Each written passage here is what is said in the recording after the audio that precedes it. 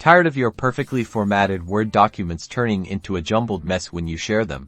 In this video, we'll show you how to convert your Word documents into high-quality JPG images, ensuring your content looks great no matter where it's viewed. First, let's use Word's built-in method. Open your Word document and click on File, then select Save As. In the Save As type drop-down menu, choose PDF. Save your document as a PDF file. Next, open the newly converted PDF document in Adobe Acrobat.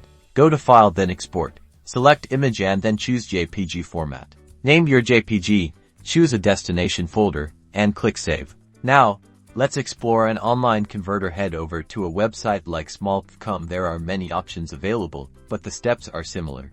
Upload your Word document to the site. Choose Convert to JPG or a similar option, depending on the site's interface. Once the conversion is complete, download your JPG image. And that's it. You've successfully converted your Word document into a JPG image, perfect for sharing anywhere.